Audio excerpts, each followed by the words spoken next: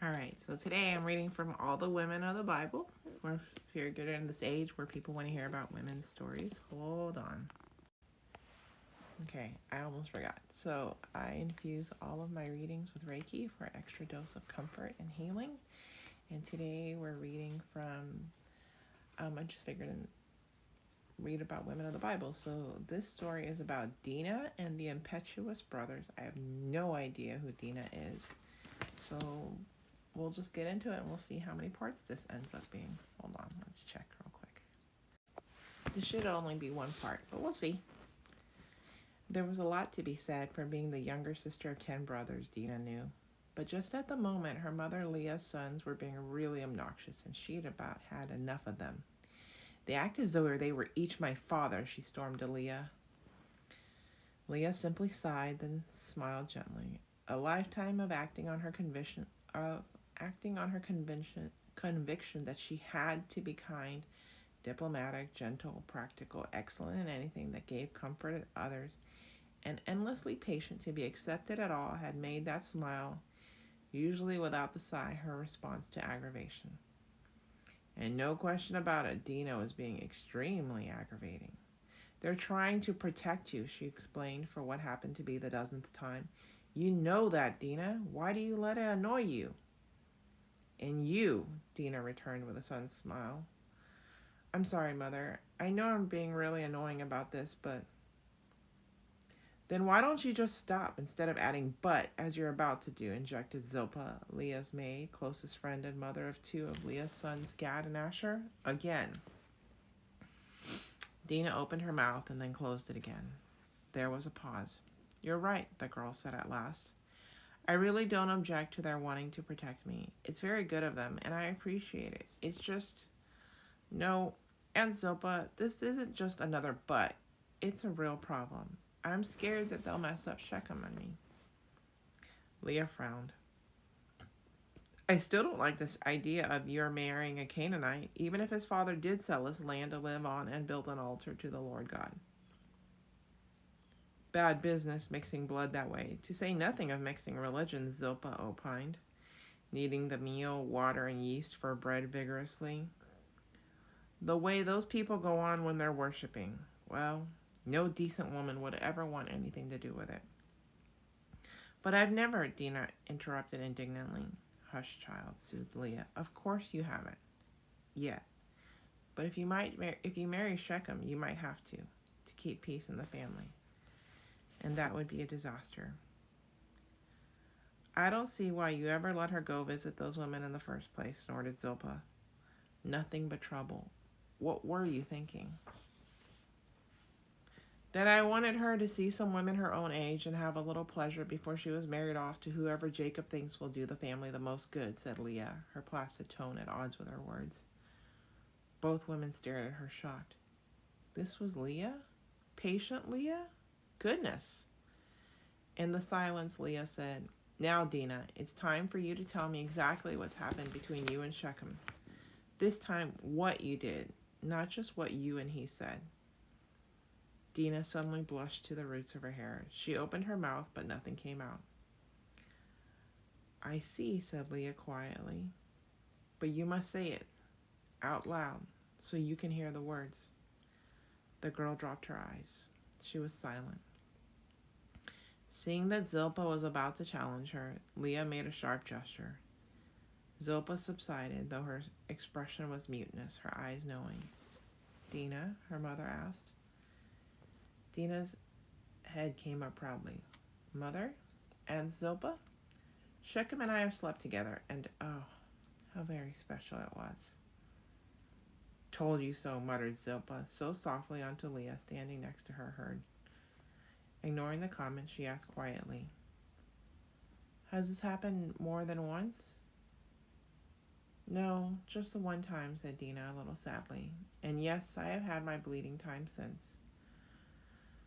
Though it wouldn't matter if I hadn't, she added, because afterwards he said he really wanted me to have his child. He said he was going to ask my father, for me as his bride. She smiled at the memory, her flush settling to radiance. Oh, Mother, if my brothers interfere and ruin this match, I'll just die. Couldn't you talk to Father first? Leah remembered her own desperation before she had become Jacob's wife.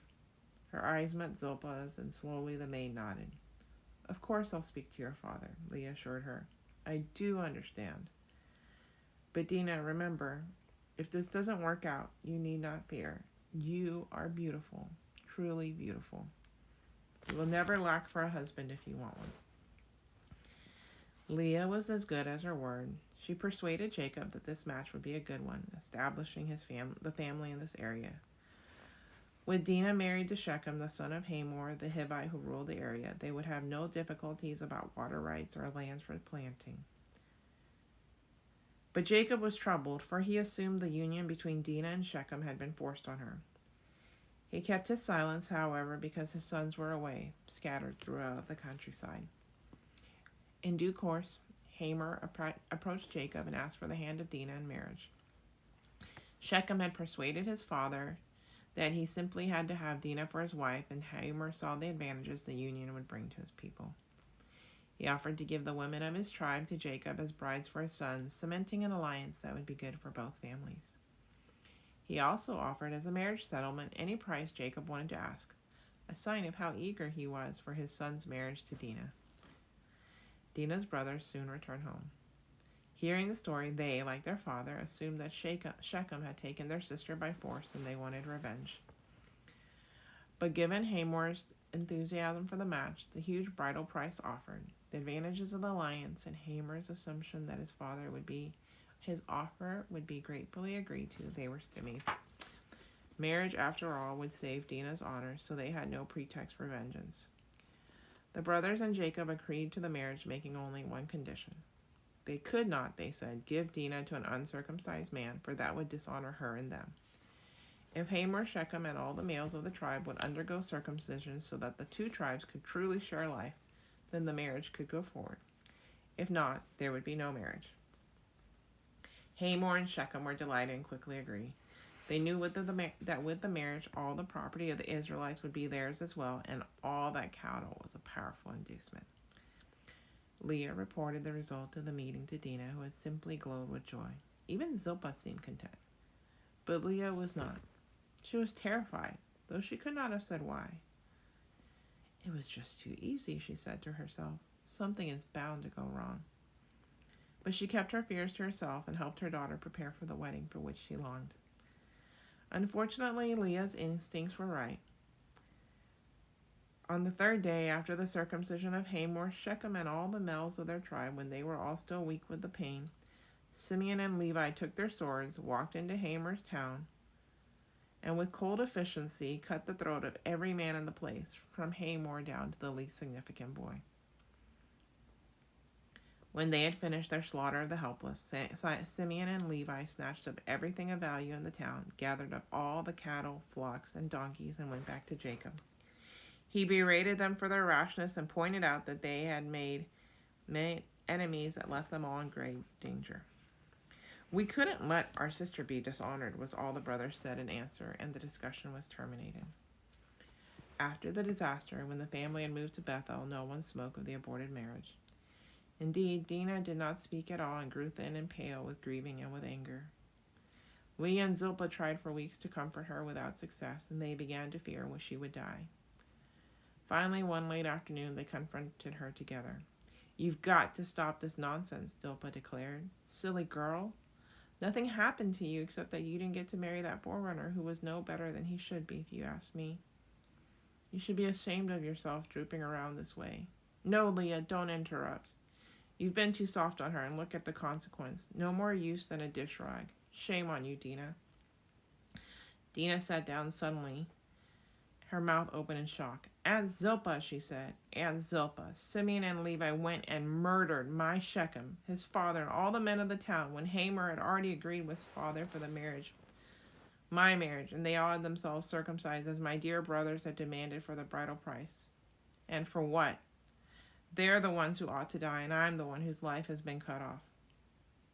"Cut off?" snorted her aunt. "You're still solid enough, my girl. You'll get another man to marry. You'll have your children. What's cut off about that?" I'm about to run out of time. I have to finish in the next part. See you, part 2.